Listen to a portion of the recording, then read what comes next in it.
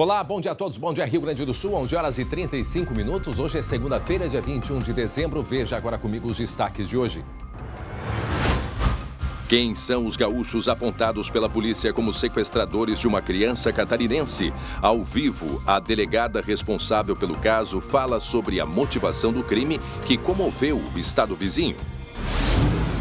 Alexandra Dolgokenski muda relato pela quarta vez e afirma que foi o pai de Rafael que matou o menino em Planalto. O Ministério Público explica por que a nova versão do crime não passa de uma estratégia da defesa para livrar a ré, confessa, da prisão. Quando o vício é mais forte que o medo da Covid-19, o cenário é este: bingo lotado de jogadores. Saiba onde foi preciso a atuação da BM para acabar com a aglomeração. E do esporte, o adeus de um ídolo. D'Alessandro se despediu dos gramados do Beira-Rio emocionado. Torcedor colorado, eu agradeço muito vocês. Obrigado por tudo. Mas com vitória. O Inter venceu o Palmeiras com gols de Edenilson e Yuri Alberto. E o Grêmio não saiu do empate contra o Sport num jogo com expulsão. O que está acontecendo com Kahneman? O SBT Rio Grande, a sua companhia na hora do almoço, já está no ar.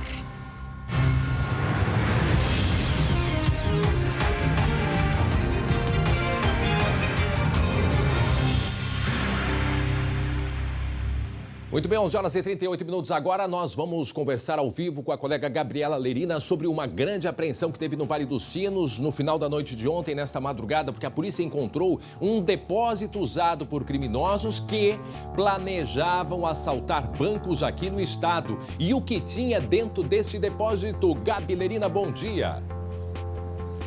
Oi, André, bom dia para você, a todos que estão nos acompanhando. Assustador foi o que os policiais encontraram dentro desse apartamento que estava vazio, mas olha só o que tinha de munições lá dentro, inclusive um fuzil 556, que ele é de uso restrito militar. Então, ou seja, muita, mas muita munição. Para ser mais exato para vocês, 569 munições para esse fuzil, cerca de 169 munições para 9 milímetros, ou seja, um duro golpe a uma quadrilha que, de acordo com as investigações da polícia, pretendia fazer roubos a bancos, roubo de cargas, a caixas eletrônicos. Inclusive, a polícia também investiga a possibilidade de que esse fuzil, que foi apreendido pelos policiais, teria sido utilizado em uma ação a um roubo a banco aqui no Rio Grande do Sul.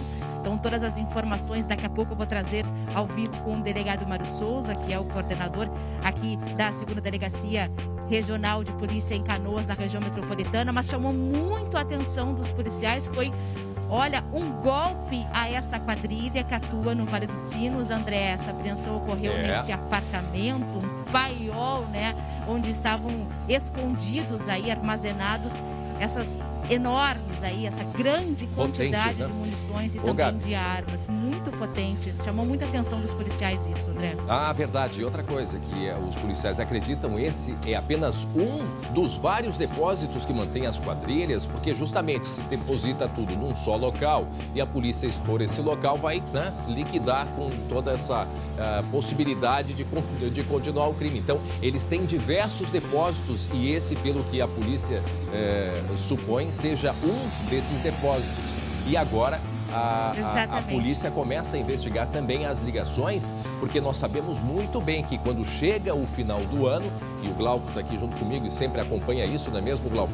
Sempre quando chega o final do ano, né, Gabi? Os criminosos, eles é um momento em que as pessoas estão envolvidas com festividades. Está certo que este ano tem a pandemia, mas é um período bastante delicado. Já vimos muitos ataques a bancos que aconteceram justamente nesse período de final de ano. Ô André, ô Gabi, desculpa me meter aqui nessa história, só para fazer uma ponderação aqui. Muitas vezes, isso aí as pessoas às vezes não sabem, eles alugam locais para colocar armamento, munição, dinheiro, drogas. E quem está locando não sabe, nem sabe o que está acontecendo lá, nos imóveis que são usados como refúgio, entre aspas, né, André? É verdade. É verdade. E sobre essa situação, as cidades ficam mais vazias nessa época do ano, né, André? Mesmo a gente sabendo que nós estamos vivendo um momento de pandemia, mas é quando esses bandidos aproveitam para poder fazer seus ataques, né? A gente sabe que o rouba-banco aqui no Rio Grande do Sul caiu bastante nesse ano de 2020, no ano de 2019 também, mas eles aproveitam dessas calmarias das cidades, em especial nas cidades do interior, para usar esse tipo de armamento que a gente está mostrando aí, que os policiais conseguiram apreender, para trazer terror para os municípios do interior aqui do estado. Bom, daqui a pouco a gente volta a conversar. Obrigado, Gabi Lerina, trazendo informações, portanto, desta operação que aconteceu nessa madrugada no Vale dos Sinos, a apreensão, o encontro de um depósito de uma quadrilha, e agora a polícia segue com a investigação para saber as ligações e qual era o objetivo desse grupo, mas daqui a pouco a Gabi Lerina volta explicando para a gente. 11 horas e 41 minutos agora. E atenção, caso Rafael, a Alexandra Dolgokenski muda a versão pela quarta vez e afirma que foi o pai dele, o pai da criança, o pai do Rafael, que matou o menino lá em Planalto, no norte do estado. Crime que aconteceu no mês de maio. Mas, para o Ministério Público, esta nova versão do crime não passa de uma estratégia da defesa. Quem vai explicar para a gente, conversar com a gente, é o Lucas Abate. Oi, Lucas.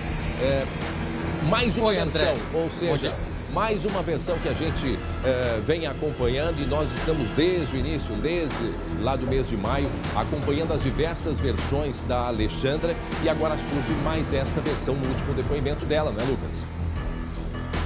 André, bom dia para ti e para todos que nos acompanham. A quarta versão para a morte do menino. Na verdade, a terceira para a morte, a quarta versão durante todo o caso. Só para a gente recapitular tudo o que aconteceu, logo no primeiro momento, quando o menino desapareceu, ela disse que o menino havia saído de casa e ela não tinha mais informações, saiu durante a madrugada. Essa foi a primeira versão apresentada por ela. 10 dias depois de vários depoimentos na delegacia de polícia, ela confessou o crime. Disse que havia matado o menino por engano, havia dado um medicamento para ele dormir, exagerou na dose e acabou matando o menino. Depois, André, uma terceira versão, e aí que é a versão apresentada por ela, que mais se aproxima do que a acusação do Ministério Público e também a Polícia Civil acreditam que aconteceu. Ela disse, na terceira vez, que havia matado o garoto, tinha alguns problemas de comportamento e também que ele estava mexendo no celular, então ela pegou uma corda do varal e matou o menino Rafael e depois levou o corpo até a casa do vizinho onde ele foi encontrado.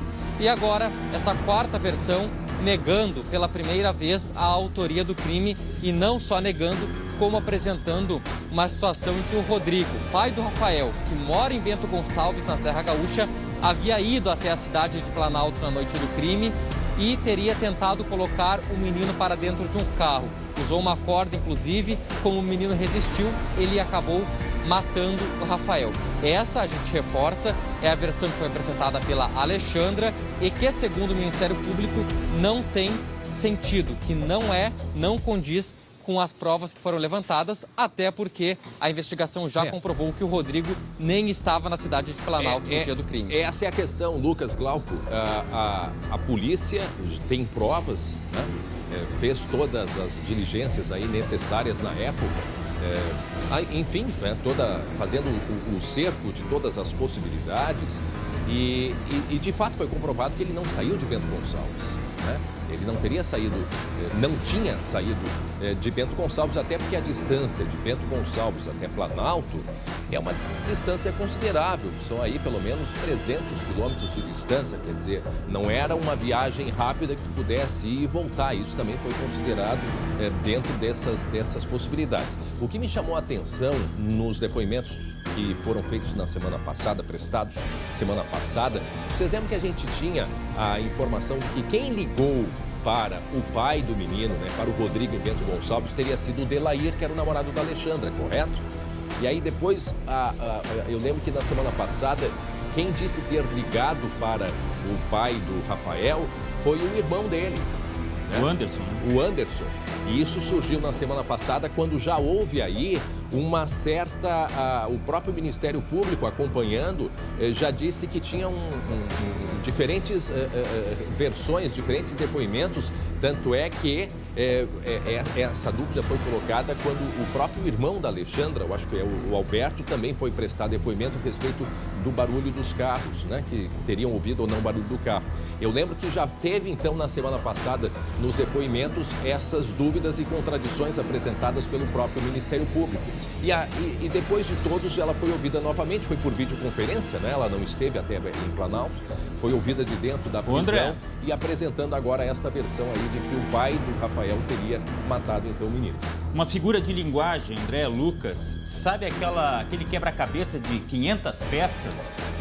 Imagine que seja isso aí. Aí chega o depoimento da Alexandra e dá um tapa quando as peças estavam se encaixando e as coisas meio que saem da ordem ali.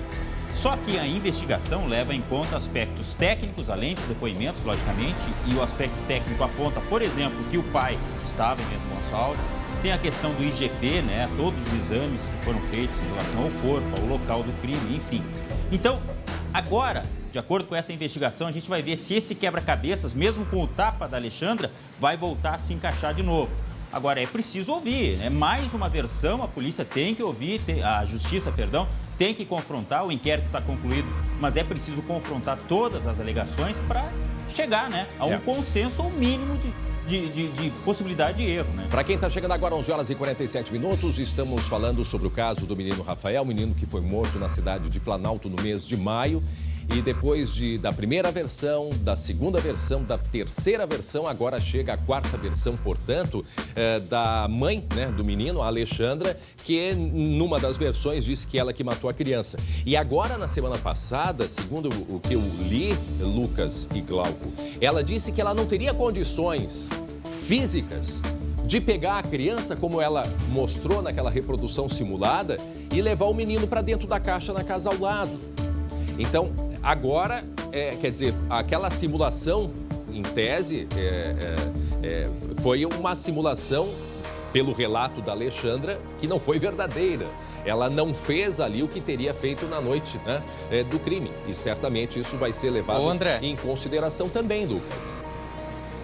Essa simulação que ela fez foi referente à segunda versão que foi apresentada por ela. Aquela versão em que ela disse que deu os medicamentos pro garoto dormir, ele morreu e ela puxou, né? Colocou uma corda por baixo, por cima dos ombros, na verdade, e que enquanto ela puxava o menino, porque ela não conseguia carregar, a corda era um nó corrediço, a corda acabou indo para o pescoço e deixando as marcas. Só que essa versão foi apresentada por ela, logo na sequência, até pelos laudos periciais, foi descartada pela polícia. Pela perícia, desculpa. A perícia constatou que a morte do menino foi por asfixia e não por uma superdosagem de medicamento. Então, essa versão que ela carregou ele, usou a corda para transportar e não para matar, já foi descartada logo na sequência após a reprodução simulada dos fatos. Lembrando... Aí, na terceira versão, ela apresentou, aí sim, dizendo que tinha matado o menino, que tinha tido a intenção de matar o garoto, que era a versão que mais se aproximava do que os laudos e também do que os depoimentos de testemunhas indicavam. Sobre essa quarta versão, André, e a gente conversou com todos os lados, promotores, advogados da Alexandra e também o advogado do pai. Inclusive, preparamos um material que vai ao ar daqui a pouco ainda na SBT Rio Grande com todos os detalhes. Mas para o Ministério Público, esse depoimento dela não faz diferença nenhuma no andamento do processo. Bom, o Ministério Público mantém essa denúncia. Pois é, daqui a pouco a gente volta a conversar e até para questionar isso, quer dizer, o Ministério Público dizendo que é uma estratégia da defesa, né? E isso nos faz pensar, né, até que ponto que também a defesa, isso aqui é a gente dialogando a respeito das possibilidades, quer dizer, uma mudança de estratégia feita pela defesa, quer dizer, e jogando a responsabilidade, né, numa terceira pessoa, isso a gente vai conversar mais depois a respeito desse caso. Portanto, o depoimento sobre o caso do menino Rafael, Alexandra dizendo que, na verdade, não foi ela que matou, não foi ela que puxou a criança pelo pescoço com uma corda de varal, não foi ela que carregou a criança até a caixa, não foi ela que matou o menino. Daqui a pouco a gente traz mais detalhes e outras informações a respeito deste caso. Faltando agora 10 minutos para o meio-dia. Atenção! Em Passo Fundo, na região central do estado, no norte do estado, né? Passo Fundo, no norte, uma criança de 3 anos ficou ferida após ser atropelada na frente de casa no bairro Boqueirão, Glauco Paza. O que é que aconteceu nesse caso aí, Glauco? A imagem é impressionante, né, André? Imagina a cabeça da mãe, como ficou naquele momento, essa criança de apenas 3 aninhos que se desprendeu da mão da mãe e acabou atravessando a rua no momento em que este carro passava aí. A criança foi atropelada e, segundo os moradores ali, essa rua é um verdadeiro perigo porque tem muito movimento e muitas vezes os motoristas passam em alta velocidade. Bom, a criança teve várias escoriações, foi levada para o hospital, tá? Mas dentro de todas as notícias que nós temos, a boa é que a criança passa bem, foi mesmo um grande susto. Só sobre essa rua aí, os moradores já solicitaram a colocação de quebra-molas, justamente para diminuir a velocidade. E uma coisa a se destacar, o motorista que atropelou parou, prestou socorro, prestou atendimento a essa criança de apenas 3 anos. Não chegou a ser registrado o caso, um boletim de ocorrência na polícia. E lembrando que em muitas cidades, Glauco, a velocidade dentro do município, a área central é de 60 quilômetros. E parece até pouco, mas não. 60 quilômetros é uma velocidade bastante importante, principalmente quando você tem a necessidade, né, de frear bruscamente. Né? E nós sabemos que nós estamos aí num período de Natal, né, que as pessoas estão, né, pensamento em pandemia e estão dirigindo muitas vezes, não estão ali atentas, não estou dizendo que é este caso aí, mas serve de alerta para todos nós, né, porque ninguém quer passar por uma situação dessas, ninguém quer ver uma criança numa situação dessas aí. Então fica o nosso alerta, o nosso registro, que as pessoas, por favor, mantenham a atenção máxima possível, porque as crianças são assim, eles não têm muitas, né, noção do perigo e atravessam ali a rua como esse. Criança atravessando rua. Bom, eu pegava tanto na mão do meu filho que às vezes doía. Ele dizia, pai, tá apertando demais. Mas realmente é o cuidado, é a atenção que a gente fica ao atravessar a rua. E aí, vejam que a mãe recolheu a criança, pegou imediatamente no colo, que é um perigo também, né? Em caso de um ferimento, o procedimento ideal é que você chame imediatamente uma ambulância, né? Fique ali, eu sei que com a criança é muito mais difícil, mas tenha o cuidado máximo, porque às vezes pode ter um ferimento na coluna e por isso esse cuidado que deve se ter. Muito bem, 11h53 e atenção, você vai ver ainda hoje quem são os gaúchos apontados pela polícia como sequestradores de uma criança em Santa Catarina. Isso foi agora no final da semana. Ao vivo, nós vamos conversar com a delegada que está investigando este caso para entender qual foi a motivação deste crime que comoveu o estado vizinho. Daqui a pouco, então, a gente traz todos os detalhes e informações. A gente vai a um rápido intervalo e, na volta, temos muitos assuntos para você. Até já.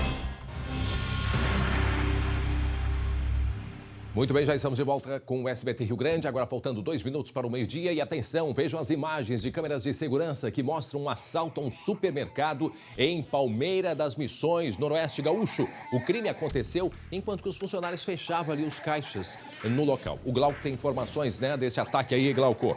O que tudo indica de propósito, esse momento que eles atacaram, né, André? Foi por volta das 8h30 da noite, os bandidos estavam com bonés, máscaras, como dá para ver aí. Os funcionários estavam fechando o caixa, ou seja, contando o dinheiro. E o funcionário acaba sendo obrigado a entregar o dinheiro ali para esses criminosos que chegam a sair do estabelecimento e voltam depois para pegar mais dinheiro. Ou seja, eles não estavam muito preocupados com o assédio, com a chegada da polícia, nada disso. O homem que foi assaltado, né, que foi obrigado a entregar o dinheiro, acaba correndo para o fundo da loja, mas enfim, já estava consumado o fato ali. E segundo testemunhas, um terceiro homem estava do lado de fora só esperando. Estava tudo planejado. A Brigada Militar, depois, André, acabou prendendo 4 pessoas que estariam envolvidos diretamente neste assalto aí. E junto com eles havia armas e dinheiro em quantidade não revelada. Agora, eu tava olhando ali, olha só, agora ele foi buscar, parece que assim, esqueceu, tu viu? Agora os dois saíram. Eu acho que assim, vai mostrar de novo, quer ver, ó? Eles não levaram um saquinho para botar o dinheiro, são muito ratões, né? Eles chegam, estouram o vidro, porque já estava fechado o mercado, olha o susto ali do atendente, estava fazendo o fechamento de caixa, os dois pegando o dinheiro, foram pro caixa seguinte, aí passaram pro terceiro caixa ali, aí pediram o dinheiro, aí resolveram ir embora, quer ver, ó? Eles vão embora. Aí, na saída, opa, esquecemos de pegar o outro montante, aí volta um correndo. Aí ele vai ali, pega um pouquinho mais do dinheiro e aí vão todos os dois aí, seguem embora e realmente, né, levam o dinheiro na mão, caindo, porque eles não tinham aonde colocar.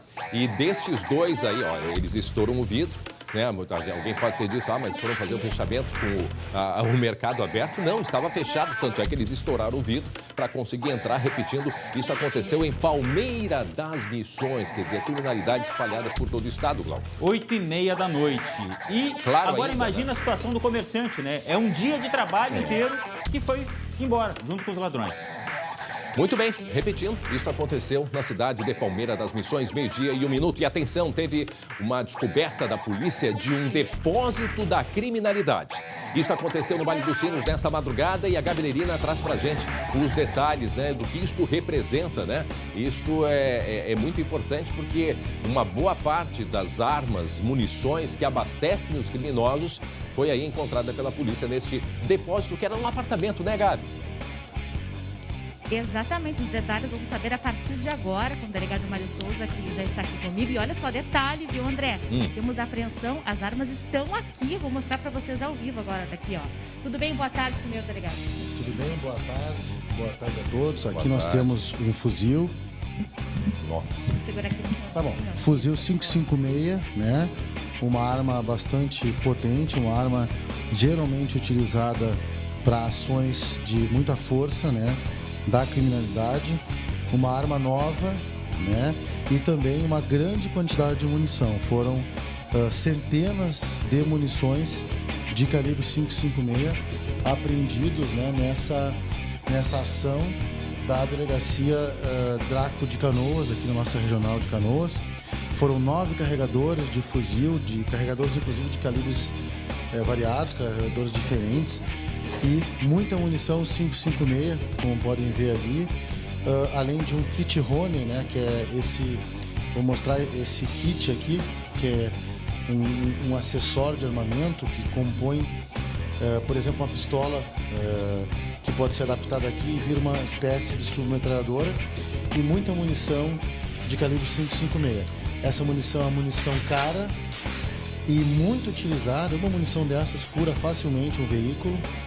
É uma munição muito, muito perigosa, pode levar uma pessoa à morte com um tiro apenas, muito facilmente, de alto poder de fogo. Então, bastante munição nessa quadrilha. Golpe, né, com essa quadrilha, né, delegado? Exatamente. Trouxesse mais detalhes pra gente, porque há a suspeita da investigação de vocês de que seja apenas um dos depósitos, digamos assim, né? Há suspeita de que tem outros lugares com armamentos semelhantes a esses? Exatamente. A equipe da Draco de Canoas, comandada pelo delegado Thiago Lacerda, está investigando essa quadrilha de rouba-bancos que atua na região metropolitana e possivelmente fora do estado também. E os policiais civis perceberam aqui de Canoas que essa quadrilha costuma, para evitar ter um prejuízo maior, guardar as armas em locais separados, guardando uma quantidade menor em cada local. Estratégia. Exatamente, para que o prejuízo seja reduzido. Mas essa apreensão foi muito considerável porque um fuzil novo foi apreendido. Isso é um alto valor no mercado paralelo e muita quantidade de munição. Isso aí ao total foram mais de 700 tiros apreendidos, 700 munições apreendidas. Isso certamente seria possível fazer uma ação bastante forte, delegado, né, contra banco, enfim, contra a polícia. Delegado. Pode falar, André. Boa tarde, delegado. André aqui no estúdio, tudo bem? Boa tarde a todos. Parabéns, delegado, por mais esse êxito aí da polícia nessa operação. Agora, muitas perguntas aqui. Esse armamento, aquela de cor verde ali, chama a atenção até essa coloração. Qual é o poder exatamente? Eu não sei se essa é a cor original do fabricante, né? Mas chamou a atenção. Ela tem poder para fazer o quê? Porque a partir disso, a polícia também consegue ter uma ideia de qual era o objetivo, né? Ou o poder que esse grupo tem nas mãos. Ou se é para atacar, agora a gente está chegando numa época de final de ano. Então a pergunta que eu queria fazer é essa arma verde, ela pode fazer o quê? Ela já foi usada, esses outros armamentos ali, eles já teriam sido usados também, delegado? É muito boa a tua pergunta, importante, como tu apontou e destacou. Muitas vezes a espécie de arma apreendida nos dá um grande indicativo do que pode ser utilizado e para que aquele armamento. E esse armamento, o fuzil 556, que está aqui, é uma arma muito cara no mercado paralelo e muito potente, é um armamento que geralmente é utilizado para grandes crimes patrimoniais. Pode ser roubo a cargas, roubo a estabelecimento comercial, mas principalmente para roubo a banco, porque esse é uma arma de enfrentamento. O que ela pode fazer, que tu perguntou? Ela fura facilmente a lataria de um veículo. Ela fura facilmente um colete à prova de balas do nível comum. Né? Ela fura com 2, 3 tiros um pouco mais, um pouco menos, uma parede estreita de alvenaria. E são usadas. Fura uma porta de madeira muito facilmente. É um tiro muito potente e também muito letal. Então, é um armamento que nas mãos dos criminosos pode causar muito mal à sociedade, às forças de segurança e a todos nós, por fim. Por isso que cada fuzil retirado da rua é um duro golpe contra o crime e é uma vitória para a sociedade, para as forças de segurança. O fuzil tem que estar na mão de quem tem habilitação, de forma legalizada e não para usar, né, para ser usado para roubos a banco, por exemplo, que é aqui o que a investigação aponta até esse momento. Isso que eu ia lhe perguntar, o senhor já tem alguma informação se esse fuzil já foi utilizado aqui no Rio Grande do Sul, fora dele? O que a gente pode contar agora? A investigação nos diz que é muito inclinado a que seja para esse tipo de crime, roubo a banco, e agora nós pedimos várias perícias, né? E essas perícias também vão nos auxiliar nisso. Mas nesse momento, para não ficar sem resposta, nós temos sim uma grande possibilidade, né? Eu posso falar que possibilidade de que foi utilizado sim aqui em crimes no Rio Grande do Sul e fora do Rio Grande do Sul, pelo menos em Santa Catarina. Não resta dúvida disso. Lá em Criciúma pode esse movimento muito forte. Lá em Criciúma, por exemplo, não é muito cedo para falar isso, né? Porque foi um crime específico. Não posso afirmar isso ainda, mas que foi usado em crime, certamente foi, né?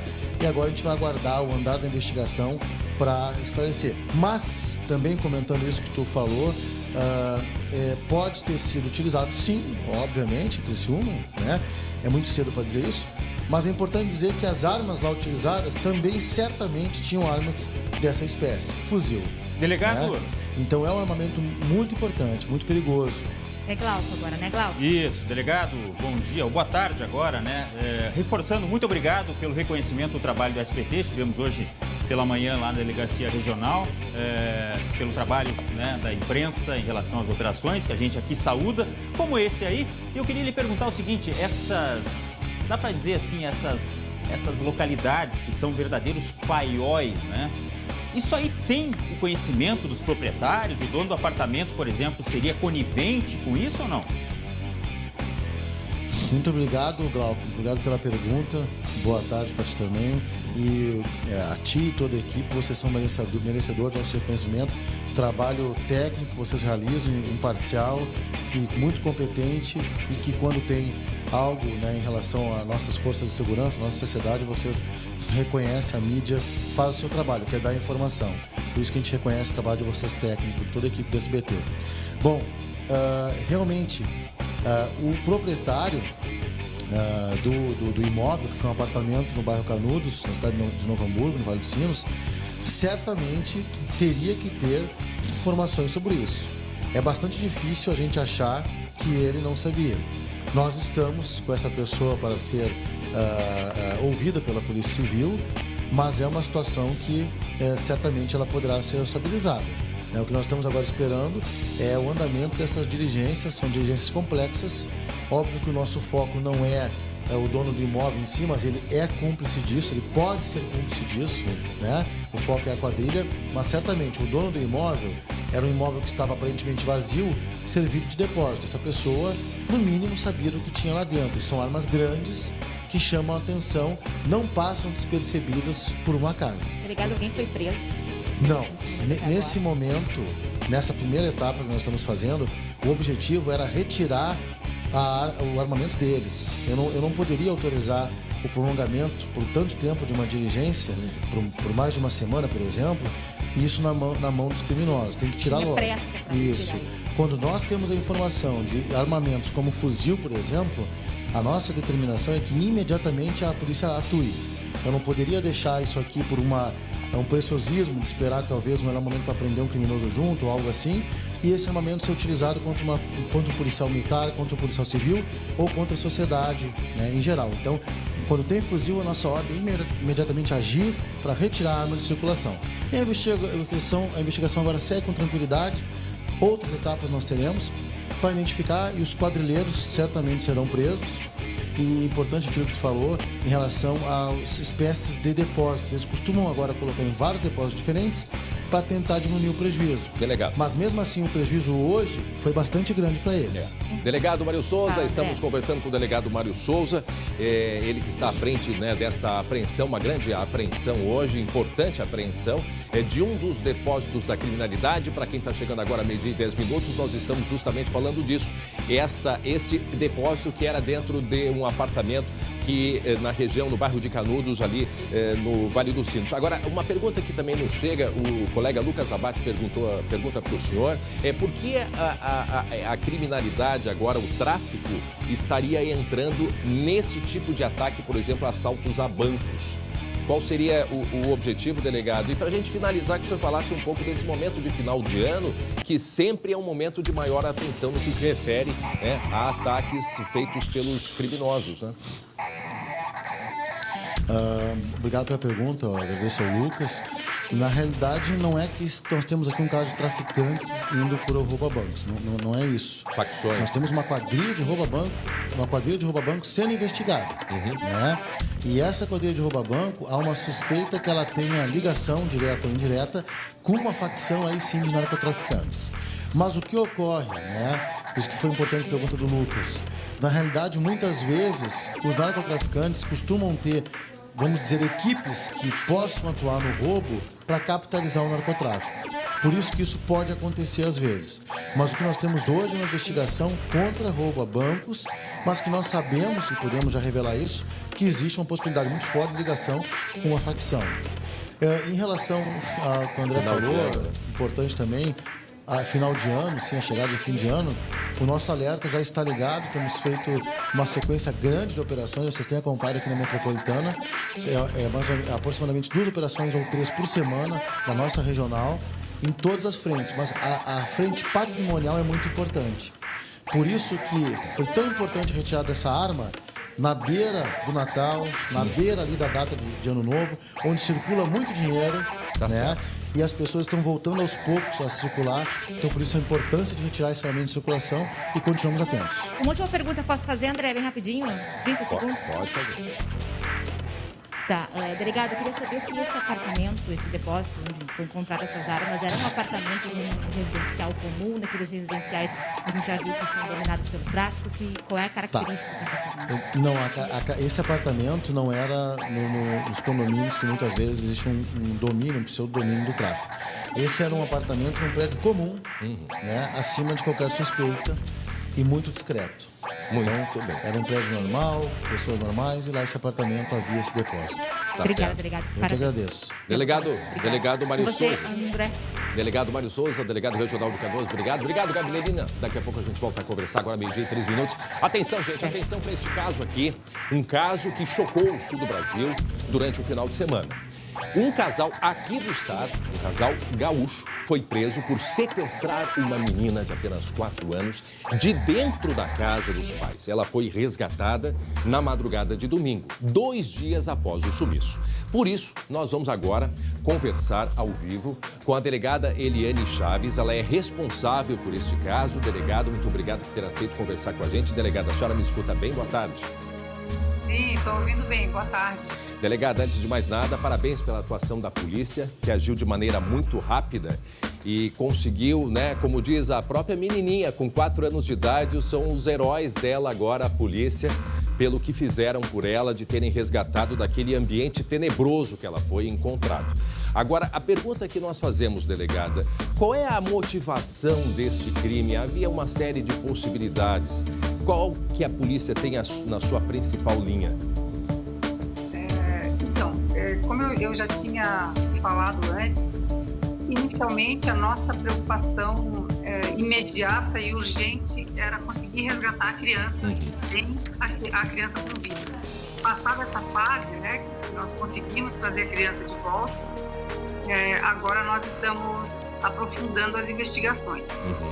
E eu já posso adiantar, de maneira até bastante preocupada, e várias famílias já estão procurando a polícia, dizendo que reconhecem esse casal. E eles costumam se aproximar de famílias vulneráveis, famílias que recebem ajuda financeira, né? Famílias que passam necessidade, então essa ajuda financeira é sempre bem-vinda para eles. Eles se aproximam dessa forma e começam a se aproximar das crianças. Nós já ouvimos alguns relatos, né, desse tipo de ocorrência, e as famílias já foram orientadas a procurarem a delegacia. Então, nós estamos aguardando para saber exatamente qual foi o relato e repassar mais dados para ver se essas famílias reconhecem esse casal. Delegada, para quem está chegando agora com a gente aqui no SBT, meio-dia 16 minutos, nós estamos conversando com a delegada Eliane Chaves, responsável pela investigação. A menina que brincava na escadaria do edifício onde mora com a mãe, pessoas muito humildes, apareceu um casal, né, que já teria rondado a casa, tanto é que a mãe dela se assustou porque o casal já teria dado a mão para essa menina, mas aí retornaram, entraram no apartamento, feriram gravemente a mãe da criança e aí o momento que ela foi raptada. Essa menina ficou num cativeiro, tá aí a mãe com ferimentos com a menina no colo. Essa criança, delegada, ficou num ambiente muito hostil, inclusive com bonecos pintados, o que dá, assim, a entender que outras crianças poderiam ter estado nesse mesmo ambiente. Então, a senhora, quando fala em estar preocupada, a senhora imagina em que eles levariam essa criança, seria para tráfico internacional, iam matar esta criança? O que a senhora, qual é a linha específica? É uma possibilidade que nós não descartamos. Só para eu explicar para vocês que a minha função é na diretoria de polícia da Grande Florianópolis. Certo. Então, a delegacia que está à frente do caso, ela é subordinada à diretoria. E eu estou acompanhando bem de perto esse caso, e justamente para poder dar a agilidade que a gente precisa para reunir os setores. Nós montamos uma força-tarefa, né, para poder concluir esse caso com agilidade. E sim, você tem razão. Esse caso é uma possibilidade, sim, de ser um casal que pratique tráfico de pessoas, e também não é descartada outro tipo de intervenção, como magia negra e outras coisas. Foram encontrados bonecos muito macabros. Pois é, um horror o que essa menina passou. E depois a gente vai poder falar, e mesmo assim ela conseguiu superar esse momento terrível que ela viveu. Os meus colegas Glauco Paza e Lucas Abate têm perguntas para a senhora. Glauco. Delegada, boa tarde. A senhora tem conhecimento de antecedentes deste casal, mesmo que não seja em relação a crimes como este aí, mas algum outro antecedente? Eu posso adiantar que o envolvido, ele tem sim alguns antecedentes aí no estado do Rio Grande do Sul por crimes de violência doméstica. E eles são aqui de qual cidade aqui do Sul, delegado? Eles são da cidade de Santiago, aqui do Rio Grande do Sul. Lucas Abate, meu colega tem uma pergunta para a senhora. Interessante, eu vou... Delegado. Oi, pode completar, delegado. Antes da sua pergunta, porque ela complementa a pergunta anterior. Eu já atuei em casos de adoções à brasileira, né? Famílias que querem adotar uma criança e acabam de forma afoita buscando essa criança com a mãe de forma irregular. Já atuei nesses casos. E eu já tive, e tendo esse contato com os pais que querem criar uma criança, que desejam adotar uma criança, eu tenho a percepção de que não é o caso desse casal. O casal demonstrou bastante frieza. Eu pessoalmente não vi neles a intenção de que eles estavam com essa criança para criar e para ter essa criança como filha deles. Até porque quem quer adotar vai ter um ambiente agradável, né? Se imagina isso, mas a criança viveu nesses dias com bonecos pintados, com coisas macabras, sujeira, muita sujeira no local, né? Então, assim, é um caso bastante preocupante. Lucas Abate. Delegada, boa tarde. Qual era o perfil desse casal? Eram pessoas com alguma atividade lícita? Como é que eles levavam a vida dele fora, né, desses momentos em que estavam monitorando e depois sequestrando essa criança? O delegado vai verificar se eles tinham uma atividade lícita, né? Porque um deles já trabalhou em uma loja de departamentos, né? Então as profissões deles ainda não estão exatamente definidas. Por último, a gente tem notícia de que eles atuavam nas redes sociais, como blogueiros, youtubers. E dá para ver que são jovens, né, André? Pois é, são jovens e me parece que eles já moravam há algum tempo lá em Florianópolis, né, delegada? Apesar de serem aqui do Sul, acho que os dois são, então, pelo que eu entendi, de Santiago. E, bom, então agora a polícia vai seguir a investigação. 25 anos, a jovem tem 25 anos e o rapaz tem 44 anos. Agora... Eles estavam há 8 anos aqui em Florianópolis, mas pelos nossos registros desde 2016. Muito bem, agora 12h e 21 minutos, nós estamos conversando com a delegada regional lá de Santa Catarina, a delegada, diretora de polícia da Grande Florianópolis, delegada Eliane Chaves. Nós estamos falando de um sequestro e cárcere privado que aconteceu no final de semana. Uma menina de 4 anos de idade. Ali a mãe dela está com a roupa bege ali, uma proteção na cabeça por causa dos ferimentos, né? E agora, esse casal que sequestrou a criança é do Rio Grande do Sul, que já morava há algum tempo lá em Santa Catarina. Agora, seguindo aí a investigação, delegada, é importante que as pessoas, como a senhora disse, se apresentem, pessoas que principalmente já viram esse casal tentando outros tipos, né, de aproximação a crianças. Agora, o importante é a gente saber que essa menininha de 4 anos, a primeira reação dela, né, ela está bem. Ela, mesmo com toda a pressão psicológica que ela viveu num ambiente muito hostil, ela ficou muito feliz com a chegada da polícia. Eu queria que a senhora relatasse isso um pouco. E logo depois, já no colo da mãe, ela queria ir para a biblioteca para brincar. E né? Complementando, a comoção nas redes sociais, porque foi um caso que chamou muito a atenção, até não sei da delegada. Ela falou que já trabalhou em casos, né, envolvendo crianças, mas eu não sei se no atual momento isso é muito comum para a polícia, enfim. Eu posso dizer que o nosso coração aqui, ele está transbordando de alegria, de emoção. Eu senti a energia positiva vinda de todo o Brasil, muitas pessoas, centenas de pessoas se manifestando, agradecendo. As pessoas agradecem como se elas tivessem pessoalmente sido agraciadas, né? Porque todos são pais, têm irmãos, filhos, e acabaram entrando numa corrente de oração e todos estavam preocupados com a menina e têm nos passado essa energia, esse agradecimento por terem visto, né, que a menina foi devolvida ilesa e bem para a família. A gente vê aí a imagem, para quem não compreendeu, a gente repete, isso tudo aconteceu no final de semana. Essa menininha de 4 anos brincava em casa, lá em Florianópolis mesmo, delegado. A casa, onde é que é a residência dela? A residência é na cidade de Palhoça. Palhoça. E aí essa criança... da Grande Florianópolis. Isso, essa criança brincava quando se aproximou um casal. O casal foi afastado pela mãe, porque a mãe achou estranho, eles disseram que queriam dar um brinquedo para ela e aí eles foram embora.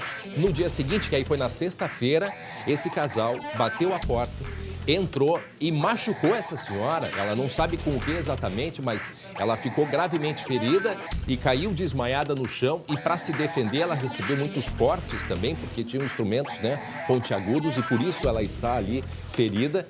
E ela desmaiou. Foi o momento que a criança foi retirada. Então é isso que se sabe. A criança foi levada, portanto, para um cativeiro, e aí a polícia, com toda a investigação, e eles mantinham uma comunicação com a mãe por rede social, né, delegado?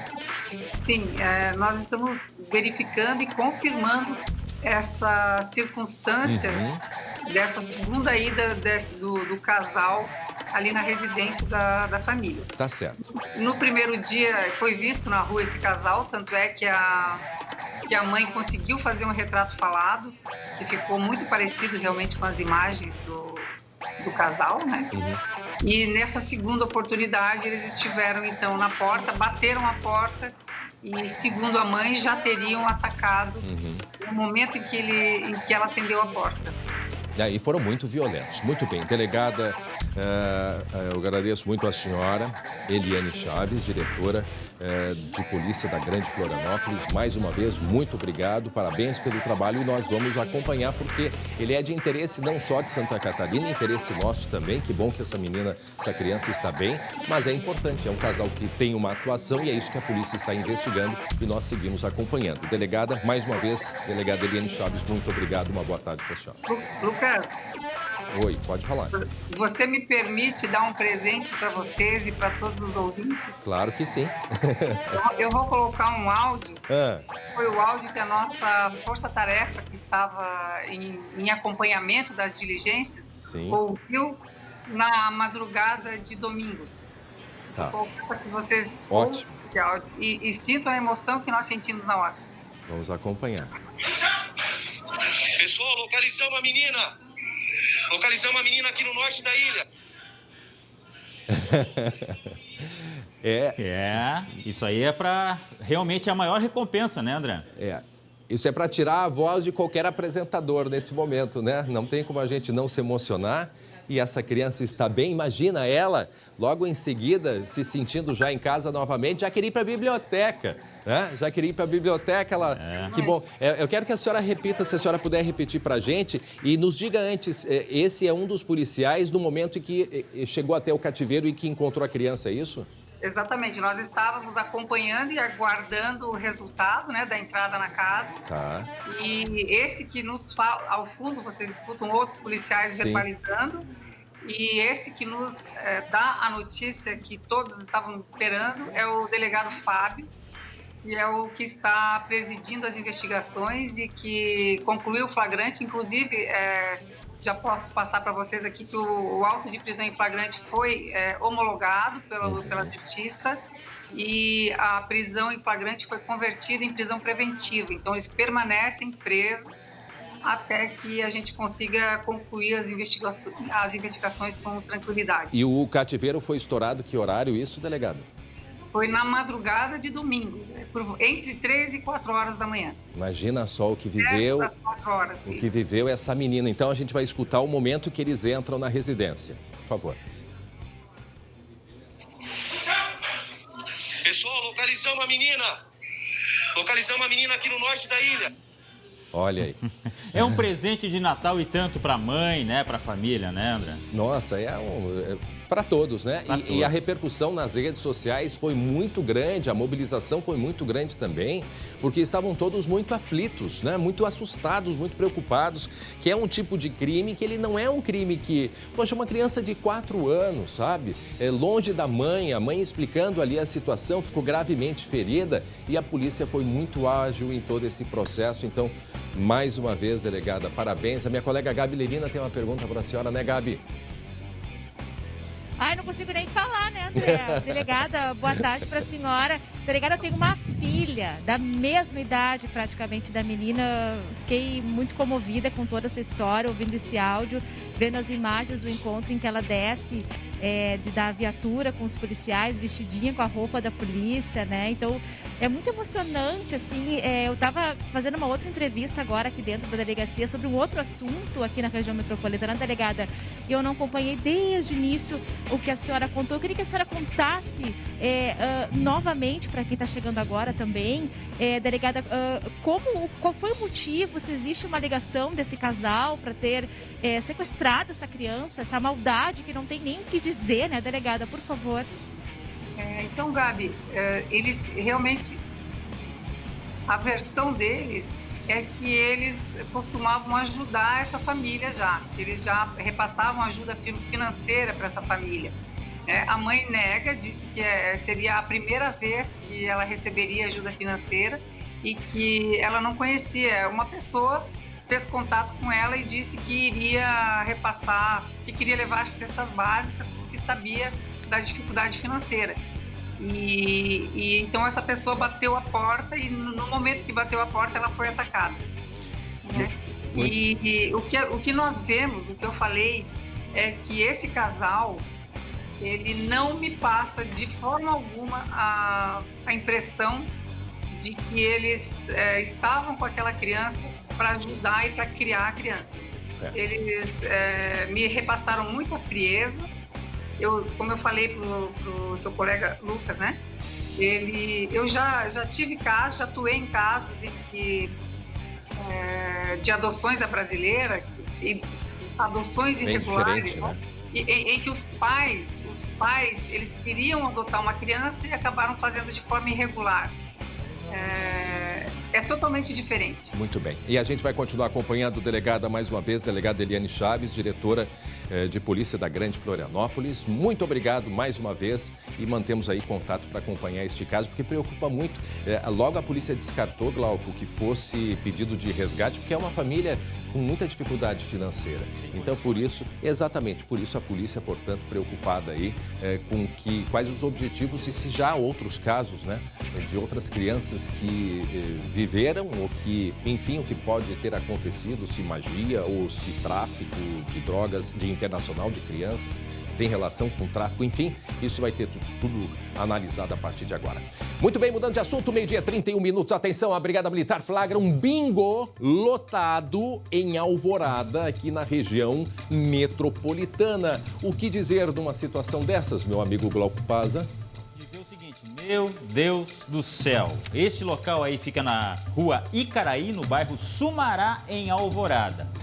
A Brigada Militar foi lá fazer uma averiguação e quando chegou ao local, bingo, literalmente. Havia um local com pelo menos 60 pessoas, ninguém usava máscara. Esse local aí utilizava muitos jogos de azar, ou seja, o pessoal se reunia frequentemente ali para jogar e, logicamente, que havia também dinheiro, celulares, pendrive, tudo foi apreendido pela polícia. Um homem chegou a ser preso, levado para a delegacia e depois liberado. Isso sem falar na falta de consideração, de respeito com o terceiro em meio a uma pandemia, né, André? 60 pessoas, isso é aglomeração ou não, hein? E se é. Agora a gente consegue rever as imagens, muita gente do grupo de risco, me parece. Pelo que a gente pode observar. Eu acho que tem de todas as idades, André. Essa que é a verdade. É o que eu disse, muitos, né? Não todos, muitos do grupo de risco se divertindo sem distanciamento. Máscara, não sabe nem o que significa, eu acho. Né? Não, e lado a lado, né? Você viu aí, né? O distanciamento entre mesas e entre pessoas, obviamente, não sendo nem um pouco respeitado, né? E a festinha rolando, um ou outro ali a gente consegue ver de máscara. Não vamos dizer que não tem ninguém, porque não é verdade. Tem alguns que estão de máscara. Mas uma máscara mediante essa situação toda e a aglomeração, olha, eu vou te dizer uma coisa. Daqui a pouco nós vamos falar mais sobre isso e principalmente do drama que nós estamos vivendo, Glauco, em meio à pandemia. Tanto é que Porto Alegre, que projetava para janeiro o momento mais difícil, pelo andar da carruagem, as coisas podem ainda em dezembro se chegar num ponto insustentável no que se refere à lotação das emergências. Já estamos aí com 85,3% no que se refere a Porto Alegre. Litoral Torres, 100% da emergência lotada. E nós estamos entrando num período aí, pertinho do Natal e festas de fim de ano e tudo mais. Então há uma preocupação muito grande e ver uma imagem como essa, a essas alturas do campeonato, quer dizer, é algo assim que não sei o que as pessoas precisam mais, né, para se darem conta deste momento, que agora falta tão pouco para as pessoas se cuidarem, né, e enfim, fazendo aí festinha e neste caso, e diversão. É local fechado, tá? Que de repente a fachada não diz nada, ou seja, a polícia às vezes nem sabe que existem esses locais, se não for por denúncia, por uma fiscalização. Neste caso aí, 60 pessoas foram flagradas. E quantos outros tem por aí? Daqui a pouco eu já te digo que teve mais né? Uma festinha rave, né? Um sonzinho eletrônico aqui na região metropolitana também, mas daqui a pouco, 12h34. Voltamos a falar sobre o caso do menino Rafael. A Alexandra Dolgokenski, né? Ela mudou a versão, mais uma vez, a quarta vez, sobre a morte do filho. Portanto, já são 4 depoimentos diferentes da mãe do menino, né? A Alexandra. Ela é acusada do assassinato que aconteceu em maio deste ano na cidade de Planalto, que fica no norte aqui do estado. A reportagem é do colega Lucas Abate. Alexandra Dolgokenski apresentou a quarta versão da morte do próprio filho. Em depoimento, ela voltou a negar o assassinato e acusou o pai de Rafael, Rodrigo Vinques. É lamentável essa versão, para não dizer até ridícula. A prova testemunhal, toda ela, demonstrou de forma clara e cristalina de que o Rodrigo, naquele momento, ele estava em Bento Gonçalves. Segundo a mãe, Rodrigo foi armado e acompanhado de um homem até a casa dela na madrugada do crime. Ele queria levar Rafael para dentro do carro. O pai teria usado uma corda para conter o menino e, em seguida, teria sido asfixiado. Versão que, conforme os promotores que atuam no caso, não procedem. Nós temos essa segurança desde que nós oferecemos a denúncia de que ela agiu sozinha, de que ela matou o filho dela sozinha, sem a participação de nenhuma outra pessoa. A acusação tem convicção da culpa de Alexandra na morte do filho. Por isso, ela responde por homicídio com 4 qualificadoras e a outros 3 crimes: falsidade ideológica, ocultação de cadáver e fraude processual. Segundo o Ministério Público, ela praticou todos esses crimes de forma dolosa, ou seja, de forma intencional, e o pedido, obviamente, da acusação é de que ela receba a pena máxima. Rafael desapareceu na madrugada de 15 de maio. No mesmo dia, Alexandra procurou o Conselho Tutelar e informou o desaparecimento do filho. 10 dias depois, confessou a autoria e indicou o local do corpo, com uma ressalva. Alegou que não tinha intenção de tirar a vida de Rafael. Foi a mesma versão apresentada na reconstituição em 18 de junho. Confrontar o depoimento da mãe Alexandra até a morte da criança Rafael.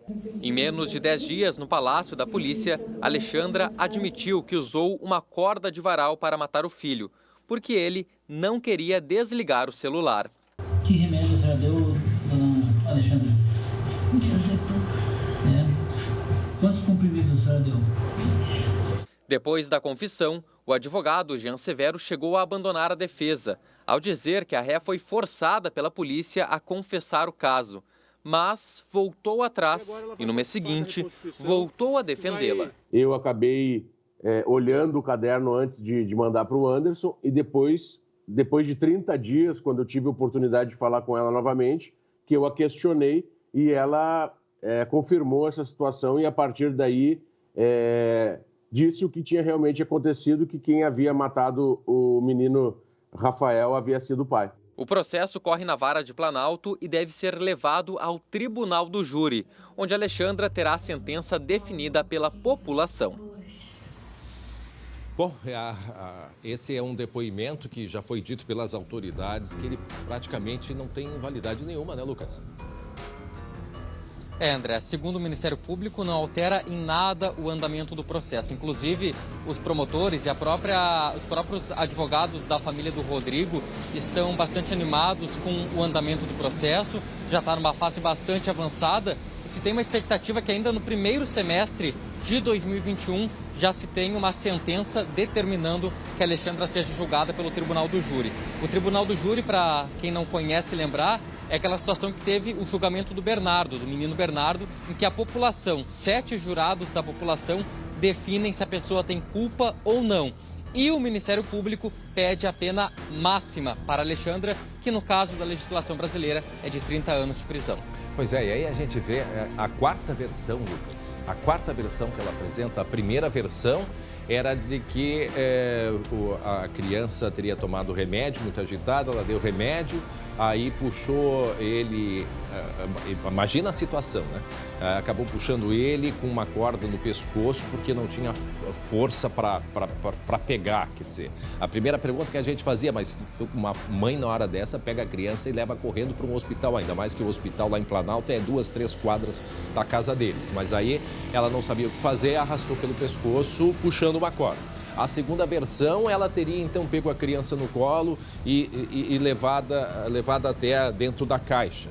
Aí a terceira versão já era de que reconheceu que ela mesma, né, teria matado, enfim.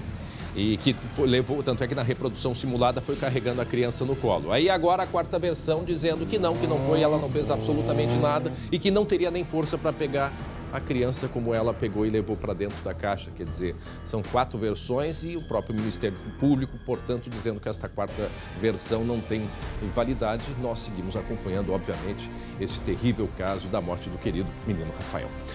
12h40, faltando 20 minutos para 1 da tarde. Olha só, gente, olha só a imagem. Em plena pandemia, em que os leitos hospitalares aqui em Porto Alegre estão no chegando ao mesmo ponto do pior momento da pandemia lá no mês de agosto, pois agora teve festinha, né? Teve festinha aqui na região metropolitana, mais uma, né? Aqui na região metropolitana, essa festinha rave, que foi em Canoas. A Gabi Lerina tem outras informações, né, a respeito deste caso aí, não é mesmo, Gabi?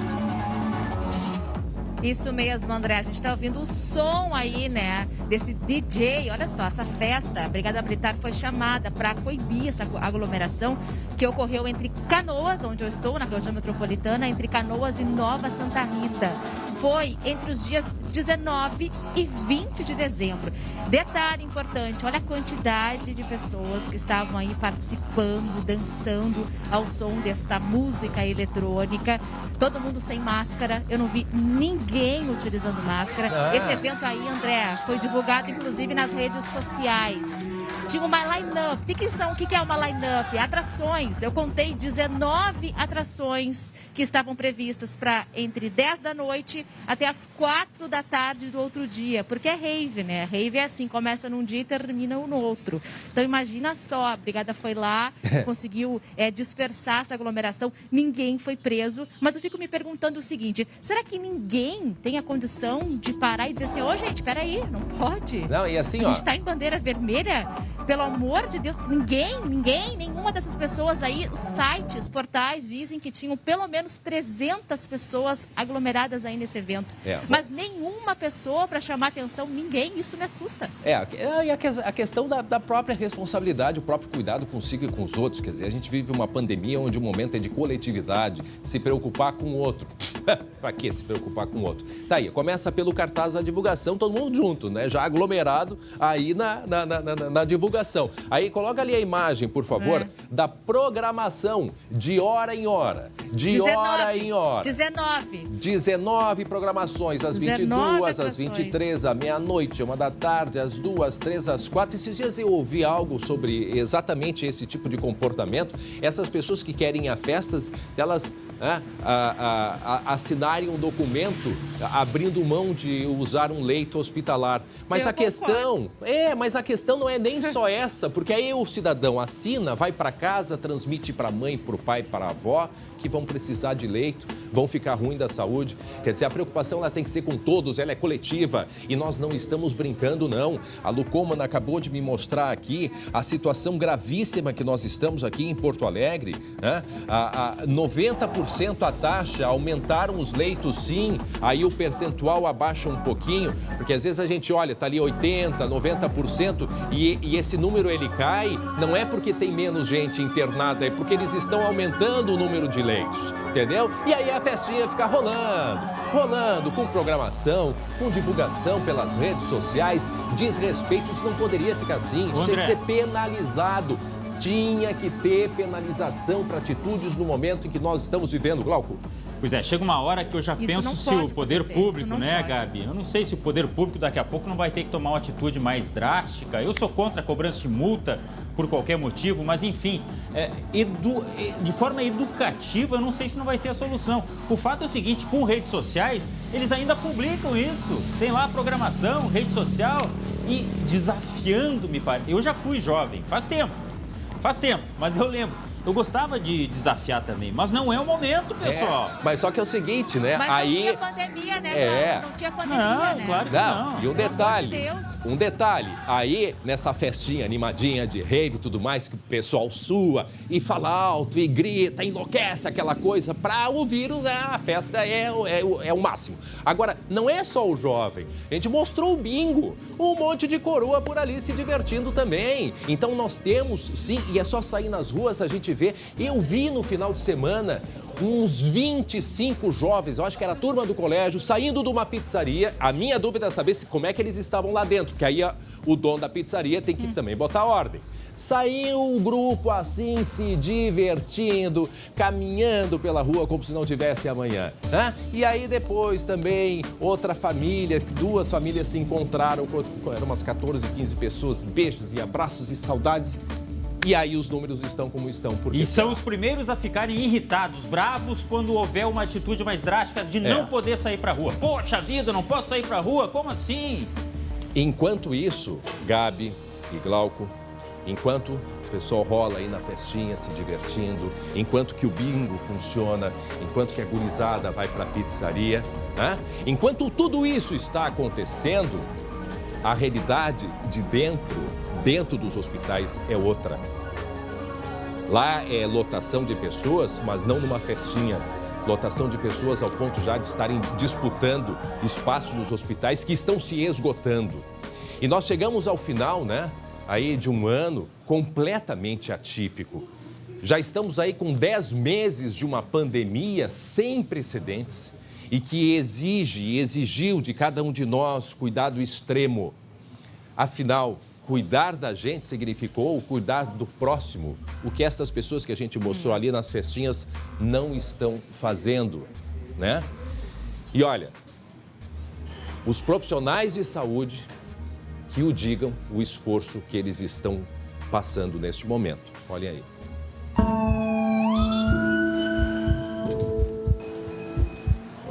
Foi a primeira vez que eu tive medo de morrer pela minha profissão. Eu acho que eu aprendi mais sobre o ser humano, né, nesses meses de pandemia do que nos 20 anos de profissão. Foi muito difícil a minha recuperação, assim, olha, os piores dias da minha vida. Tem que desmentir coisas que não tem nenhum embasamento. Quinino é a base da cloroquina. Isso tudo é muito cansativo. É tu dar o teu melhor no pior dia de alguém, que é praticamente o que está acontecendo agora nessa época do Covid, né? Só sei que está cheio de... Assim com a cabeça. Ok. Vozes da Saúde. A partir de amanhã nós teremos uma reportagem, uma série de reportagens especiais produzidas, né, aqui pelo SBT, reportagem da Luciane Coman e toda a nossa produção, mostrando até o final da semana os depoimentos, né, emocionantes, os desafios, né, que vem vivendo essas equipes já há 10 meses, incansavelmente. Então, portanto, série que começa amanhã, apresentada aqui no SBT. 12h47, vamos mudar de assunto. Vamos falar agora de esporte?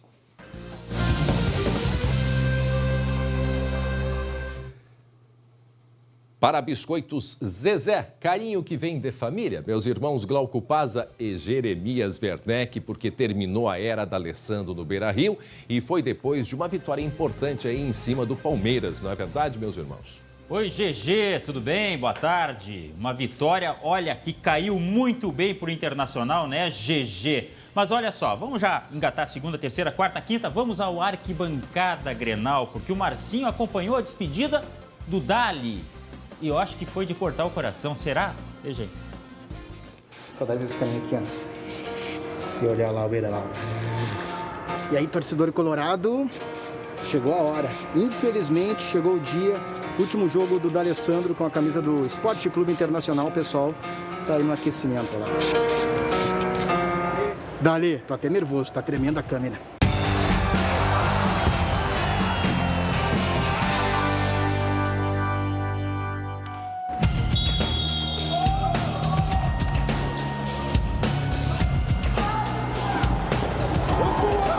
Do bagulho aqui, velho. Tem que me comportar, já me deram um puxão de orelha, Vamos, galera! Agora vim aqui pra baixo, mais perto do campo, mais perto do D'Alessandro e torcer pra que ele entre aí, né, hoje.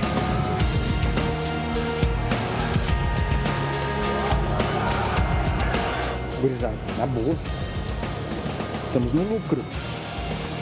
Só dá Palmeiras. Que golaço do Yuri Alberto! Entra ali. Que bucha, velho. Ô, Abel, 2-0, Abel. Põe o cara ali, Abel. Momento histórico pra mim, velho, pro torcedor colorado. Mas é uma honra eu estar aqui, na boa.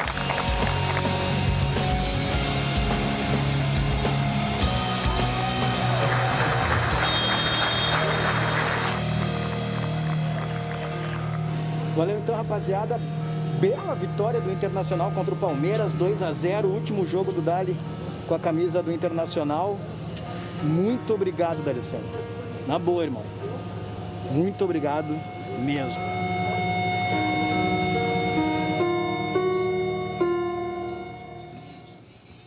Tá aí a festa pro Dali, daqui a pouco a gente ouve o que ele falou depois desse jogo aí. Jeremias, a vitória que era muito importante pro Inter, né? Tão importante quanto foi da Alessandro na história colorada, hein?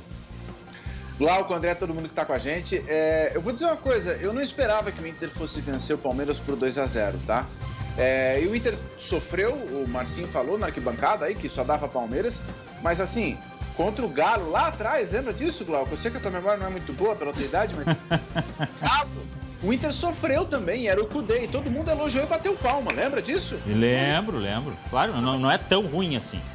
Não, a gente tem que bater palma agora. O Inter fez 2-0 contra o Palmeiras. Não é pouca coisa, não. E o gol do Yuri Alberto, golaço mesmo. Mas assim, ó, eu não posso deixar de falar. Eu fiquei um pouco decepcionado com a despedida do D'Alessandro. Primeiro... Por quê? Jogou muito pouco tempo, né? Jogou muito. E o Inter fez uma bonita festa, mas eu esperava um discurso diferente dele, sabe, no campo. Afinal de contas, foram 12 anos. O cara que ganhou tantas vezes do Grêmio, representou tanto para a torcida do Inter, ganhou vários títulos, foi melhor da América. Eu esperava um pouquinho mais. Talvez seja porque ele sabe que vai voltar, viu, Glauco? Talvez. Opa! Voltar? Pois como assim? O que é isso, GG? Ele me dá disse... informação, não me dá só a cabeça da matéria. Disse, a história não acaba aqui, ele falou, não foi? Exatamente. Pois é. Dá para ouvir rapidinho o que falou do Alessandro, não? Vamos ver. A gente torce muito. Eu a partir de amanhã, sou mais um torcedor. O que eu desejo sempre é o melhor para o clube. O clube precisa se unir, o clube precisa força de todos os colorados. Até o último dia farei minha parte. E gostaria de ajudar até o último dia. Então, eu tive conversas com alguns integrantes do grupo e conversarei com ele para que possa todo ser mais fácil, para deixar em claro muitas coisas que o grupo merece, que o grupo precisa. Tá aí, então vai fazer um relatório, Dali, digamos assim. Parabéns ao Dali, bela trajetória. Agora, Jeremias, passando pro lado azul, porque o Grêmio... O que está acontecendo com o Grêmio, Jeremias? Me diz, e com o Kahneman? Afinal de contas, por que não joga esse homem? E quando joga, é expulso. Pois é, né, Glauco? E assim, quando entra numa espiral ali, parece que nada mais dá certo, né? Aí o Grêmio não vence mais, aí o Kahneman começa a não jogar e joga expulso. Eu não gostei da atuação contra o Sport, é verdade que o Grêmio arrancou um empate quando já tinha um a menos, né? Só que tem um baita de um sinal de alerta, luz piscando sem parar, porque quarta-feira tem o São Paulo, né, no mata-mata. A atuação contra o Sport foi muito fraca, mesmo com todos os titulares. É verdade, São Paulo, Copa do Brasil, e começa aquela série de decisões ainda mais afuniladas, jogo de mata-mata, ou fases de mata-mata, né? Jogo muito importante pro Grêmio. Jeremias, muito obrigado, uma boa semana para todos nós. André. Muito bem, tchau, Jeremias. André, dá pra gente ouvir o Renato? Dá pra ouvir o Renato, porque o Renato, ele não pede, ele manda. Vamos lá, vamos ouve o Renato.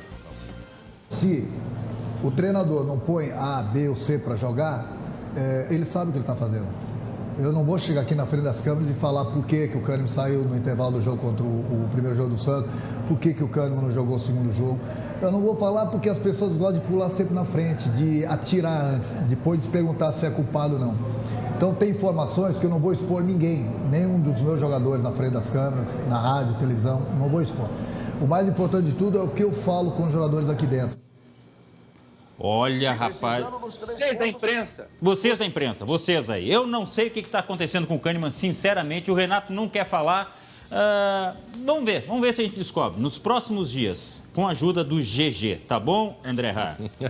Um abraço, Jeremias. Até daqui a pouco. E agora, olha só, gente, 12h e 54 minutos. Fiquem agora com um recado que a gente tem dos nossos amigos da Solução Financeira.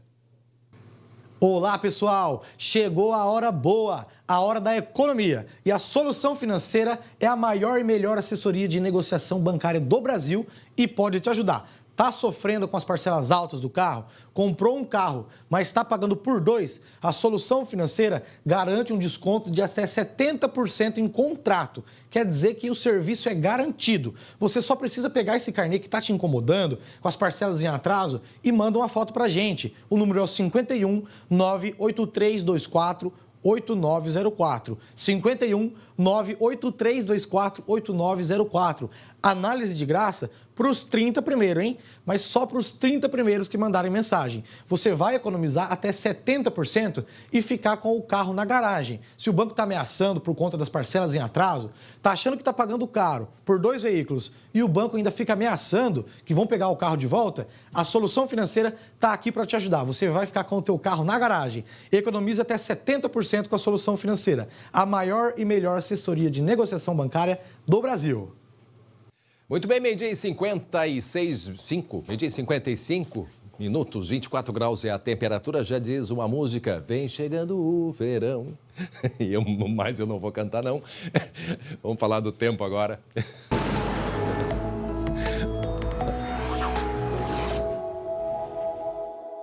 A segunda parte é Estael que canta. E aí, Estael? Chegou o verão, Chegou o verão, né? Chegou o verão, às 7h02, ocorreu o solstício de verão. E olha, tem um outono no nosso verão, porque a temperatura hoje chegou a 8 graus e 8 décimos em Soledade. Tivemos temperatura ao redor de 9 graus lá em Santana do Livramento e também em Herval, na Zona Sul. Então, o verão em torno de 9 graus. Em muitas cidades, Bagé, Farroupilha, Caxias do Sul, com temperatura em torno de 10 graus. Aqui nós temos imagens do verão do ano passado, a gente vai ver muita gente sem máscara, por ser do ano passado, mas realmente começamos o verão com uma condição, uma temperatura mais de outono. Isso vai seguir nos próximos dias. A gente vai ter nesses primeiros dias de verão a influência de uma massa de ar polar. Então, a terça, a quarta, começando com temperatura aqui mais baixa. Hoje ficou em torno de 18 graus em Porto Alegre. Amanhã a gente vai uns 14, talvez 13 graus. É isso mesmo. A noite de hoje Papai Noel, que gosta do frio, agradece, né? Sim. Mas a gente então tem uma semana, a primeira semana de verão, praticamente sem chuva no Rio Grande do Sul e com essa temperatura que vai, na verdade, oscilar bastante, porque terça e quarta a gente tem o frio mais generalizado, a temperatura baixando de 10 graus em um número maior de cidades na Serra, no Planalto, na Zona Sul, e as tardes aos poucos vão aquecendo porque os dias são longos. Então, isso é o que nós esperamos pelo menos até a quarta-feira. Até a quarta-feira, esse ar mais frio, trazendo as manhãs e madrugadas com temperatura baixa e depois aquecendo. Falando do verão, André, muita gente, principalmente os agricultores, querem saber da chuva. Então, eu trouxe aqui 3 mapas de chuva. Prestem atenção. Janeiro, com uma expectativa boa, chuva acima da média, essa área em verde, que significa chuva acima do normal. A gente tem que lembrar que isso não quer dizer que o mês será chuvoso. Nós teremos vários episódios irregulares de chuva, de curta duração. Ainda tem laninha influenciando o clima, aquele resfriamento lá do Oceano Pacífico. Então serão episódios curtos de chuva, mas que no final, somando a chuva de todo o mês de janeiro, poderá ficar próxima ou acima da média. Agora, fevereiro, o cenário já é outro, seca bastante no Rio Grande do Sul. Para quem gosta de calor, fevereiro, com a estiagem mais concreta aqui no estado, a gente pode ter aquelas ondas de calor de 35, 40 graus. Então, se prepare para dias muito quentes no mês de fevereiro, associado a esse espaçamento maior entre um episódio de chuva e outro, ou seja, estiagem mais severa em fevereiro. E março também com uma tendência de chuva abaixo da média. Mas março, André, é um período de transição, já começa o outono. E eu faço uma outra ressalva. Para quem não gosta de tanto de calor, a boa notícia é que em março, com a influência do Laninha, com o começo do outono, março o frio chega mais cedo e poderemos ter inclusive geada mais cedo lá no mês de março. Então, um verão realmente ainda sob a forte influência do Laninha, com irregularidade na chuva, mas janeiro, em princípio, para os agricultores, será um mês melhor. Que isso, um ciclone? Imagem de satélite de agora. Aqui temos um ciclone, a gente falou dele na quinta-feira, que ele estaria e realmente se formou aqui na altura da província de Buenos Aires e agora se movimenta para alto mar. Vejam esse movimento aqui de rotação das nuvens em torno desse sistema de baixa pressão do ciclone. E aqui tempo totalmente aberto, então o ciclone vai se afastando, vai ter bastante vento no final da tarde, hoje no litoral sul gaúcho, Praia do Cassino, região de Mostardas, Tavares, a Praia do Hermenegildo também no extremo sul. Esse vento vai acabar deixando o mar bem agitado, então a gente tem bastante agitação marítima em razão ainda da influência deste ciclone. E o tempo a gente vê aqui, ó, a massa de ar seco e que trouxe o frio de hoje é o que deve prevalecer em boa parte desta semana. Mapa de hoje à tarde, então vamos mostrar como é que fica a temperatura. A expectativa aqui, ó, 30 graus aqui na Grande Porto Alegre, 25 em Caxias do Sul, 30 graus em Santa Rosa também, 28 graus em Uruguaiana e 26 em Pelotas. Então vejam, tem frio pela manhã, mas como os dias são longos, hoje é o dia mais longo do ano, justamente porque marca o início do verão, então acaba aquecendo mesmo. E nos próximos 4 dias, vamos colocar aqui a tabela de Porto Alegre, a gente consegue ver essa grande variação térmica, porque hoje a gente vai a 29, mas vejam, amanhã e também na quarta, mínima de 15, máxima de 28 a 31 graus, grande oscilação entre o amanhecer e a tarde, o que deve se manter também na quinta-feira, dia de Natal. Então, em princípio, André, Natal com tempo seco, a noite agradável em grande parte do Rio Grande do Sul e o dia 25 de dezembro também com esse tempo seco. No interior do estado, muito calor na fronteira oeste. Bom, Stael, a gente não pode deixar de encerrar, porque o que a gente vai falar hoje, de um fenômeno que vai acontecer hoje, eu só vou poder falar daqui a 80 anos. Né? E o último que falou faz 800 anos que aconteceu. Ou seja, resumidamente, é um fenômeno que vai acontecer já hoje à noite, né? É um alinhamento dos maiores planetas. Não, é 800 anos. É 800 visível como hoje. Isso. 400 anos o episódio aconteceu, mas estava muito alinhado com o Sol, não era possível ter a visualização que a gente vai ter hoje.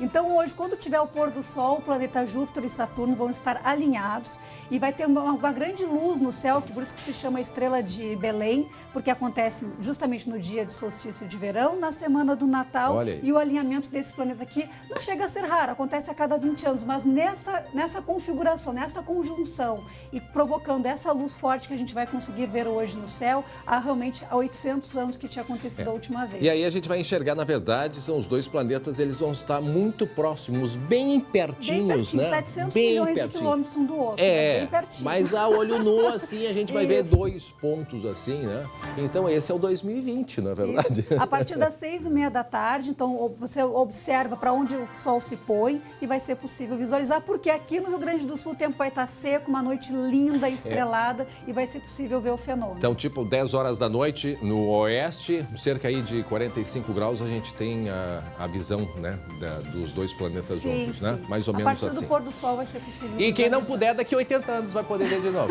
Não, amanhã eles vão estar um pouquinho mais afastados e assim hoje é o período mais próximo. A semana inteira já foi possível visualizar, mas hoje realmente é o episódio mais próximo que a gente vai poder ser. Então, só para encerrar, André, só para encerrar, com esse calor que a Stael está prevendo, em época de pandemia, eu só imagino o André Hard de máscara e de sunga. Só isso. Não tem que imaginar, só isso. Tá. A gente se vê na quinta-feira. Quinta-feira. Então tá bom. Tchau, tchau. Não vai perder, senão só daqui a 80 anos esse fenômeno, hein, Glauco? Gente, olha só, preciso fazer uma correção aqui, muito importante, porque agora há pouquinho a gente mostrou a reportagem aí do caso Rafael, e aí nós colocamos de maneira errada o nome do promotor, né, deste caso aí, o doutor Diogo Taborda. Então, a gente colocou outro nome. Então, tá aí, doutor Diogo Taborda. A gente pede desculpas ao doutor Taborda, né, pelo equívoco. Muito bem, tá aí feita a correção, agora 1h03. Gente, vamos fazer um passeio. A gente vai viajar agora até o Vale dos Sinos, a pequena cidade de Dois Irmãos. E essa cidade do Vale dos Sinos vive intensamente a magia nessa época do ano. Há 25 anos, o Natal dos Anjos encanta turistas e também os moradores. Mas este ano, sabe como é que é, né? O Papai Noel recorreu à tecnologia e também aos ajudantes para manter vivo o espírito de Natal. Higiene, álcool em gel, distanciamento, uso de máscaras e atrações ao ar livre fazem com que os visitantes possam conferir a magia do Natal dos Anjos de forma segura em Dois Irmãos. Hoje, amar significa se cuidar. Um beijo no coração de todos. A cada ano, a cidade se esforça para caprichar mais na decoração e atrativos natalinos. A Casa do Papai Noel é o único espaço fechado do evento, mas que possui entrada controlada e ambiente seguro. Pela primeira vez, o Bom Velhinho não pôde estar presente para abraçar as crianças. Mesmo assim, a magia acontece graças à tecnologia. Como o Noel não pôde estar aqui por causa da pandemia, ele pediu que eu abrisse a casa para vocês e mostrar para vocês que mesmo ele não estando aqui, a magia do Natal está no ar.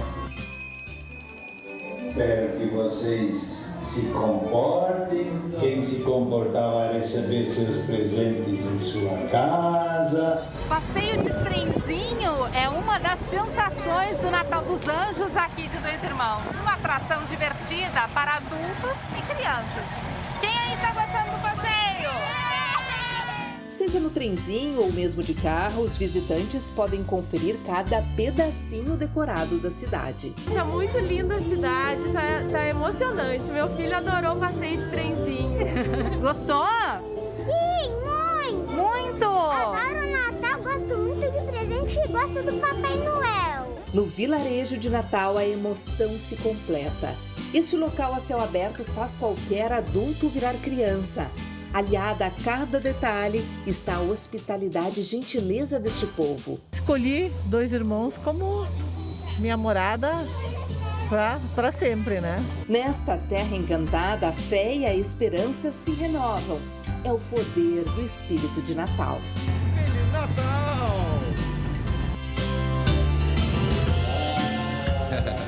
E como dissemos, já acontece há 25 anos. Olha, vale a pena, mesmo dentro do carro, passar pela cidade de Dois Irmãos e ver a maravilha, porque não é só nesse local, mas no centro, a cidade toda se enfeita, as casas se enfeitam. É muito bonito. Olha, bonito mesmo. Vale a pena o Natal dos Anjos. E para quem for para Dois Irmãos, também pode ir por um caminho diferente. Sabe quando a gente passa ali por Ivoti, aí vai subindo a serra e à esquerda tem um shopping. Passando esse shopping, à direita já tem uma entrada. Você vai até Dois Irmãos por ali, que é uma estrada da colônia, uma rota colonial, já vivenciando, né, aquele clima natalino, porque ali também muitas famílias que vivem na área rural colocam enfeites, enfim. É um lugar muito bonito que vale a pena o pessoal conhecer, e pertinho também, não é verdade?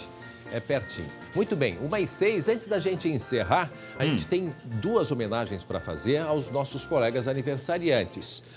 Ontem fez aniversário a Berê Baivota, que cuida dos nossos trajes, né?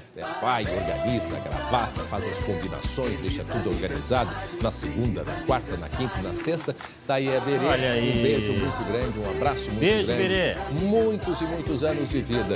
Um beijo bastante grande para Berê. E também está de aniversário o rapaz que coloca o som, os microfones, que é o Douglas. Aumenta o som aí, Douglas. Que às vezes também esquece do som. Parabéns, Douglas! Também Douglas aniversário. Douglas hoje, né? 58 anos de Douglas hoje. Receba o nosso... 58? Eu errei, é? Quanto? 48, é? É 30 segundos ou 30 anos?